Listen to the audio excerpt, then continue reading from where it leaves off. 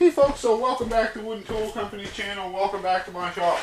So as cool as it is to be able to come up to a simple machine like this and step on a foot lever and drill a pocket hole, then I think it'd be way cooler to be able to come up to a machine, the same size as this, push down on a foot lever and drill more than one pocket hole.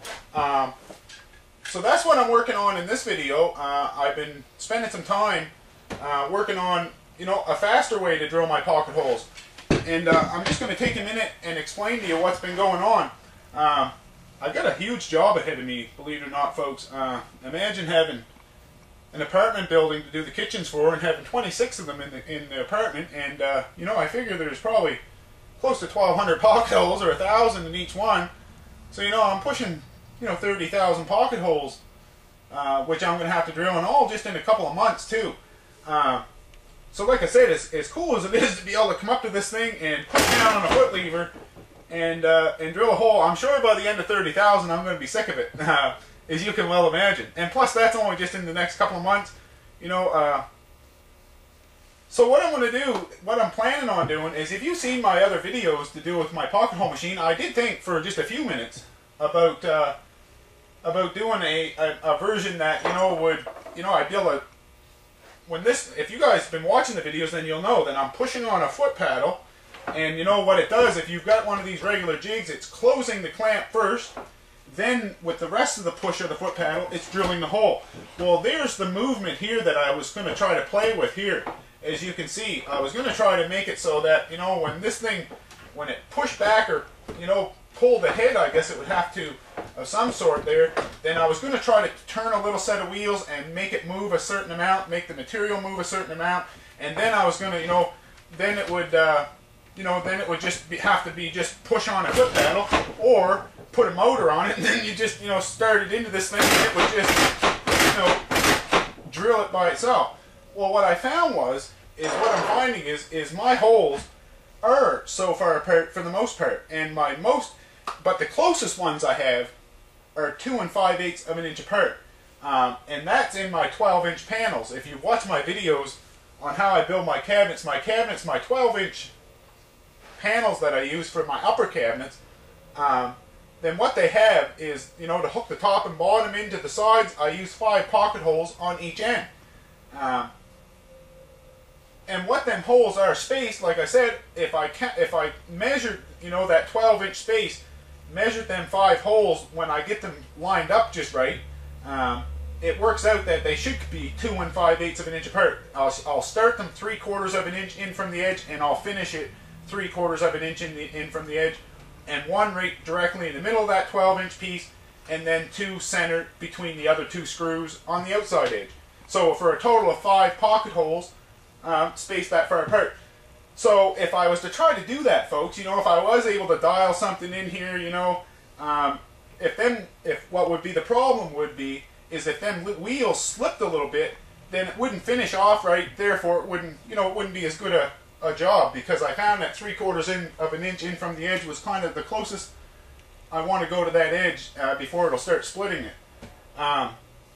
So what my reasoning is because I've got so many to drill, it would be way faster for me if I was able to come out and push down on a foot paddle.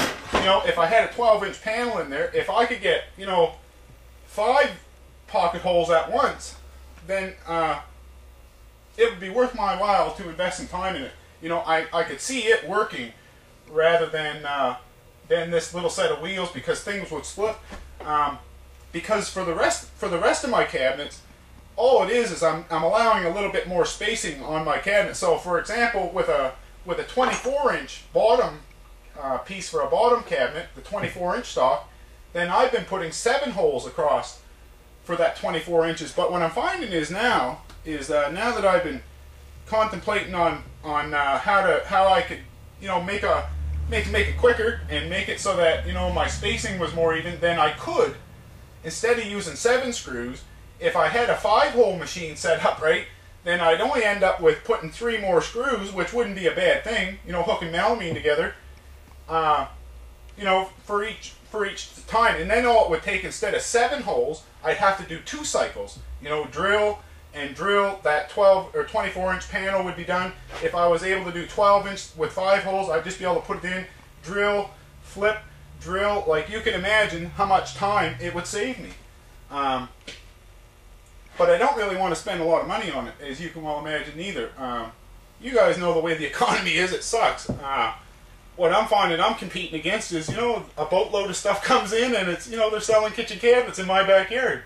And, you know, how can I compete with, you know, the prices they're selling? But I have to, because I've got a bunch of kids and I got to, you know, try to make ends meet. Well, I can't afford to spend a lot of money. And if I'm going to, I got to make sure it's going to work, obviously. And, you know, doing this little set of wheels, I'm not going to invest any time in that. If you guys want to make a single hole guide that'll do it itself and have a motor on it and crank on it, you guys can. But what I'm going to do is I'm going to do a multi-hole machine.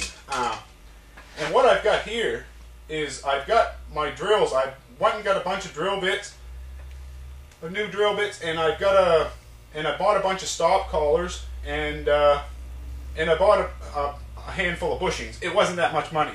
I needed a bunch of new drill bits anyway, and you know, I'll use them if I'm drilling 30,000 pocket holes in the next few months, folks. I'm going to need some new drill bits anyway. And if this doesn't work, you know, I'm going to have a few extra drills around, no doubt. But you know, what I found is I was going to try to use these little sprockets. I tried putting, you know, these on here, and that's why I had the double stop collars. That was to hold it, you know, hold that bit in place, and then, you know, make it so I could lock it. And I was going to use some little sprockets and run a chain around it and then just run one motor into it. But what I found was, once I got it running, it was just scary to be around with that chain running about, you know, 3,000 RPMs. Chains aren't meant to run at 3,000. So what I'm going to do is I'm going to save these little pulleys for something else. I'm sure I can have some fun doing something with them. And what I've decided to do now that I've tried that, and you know, this was kind of the original concept anyway.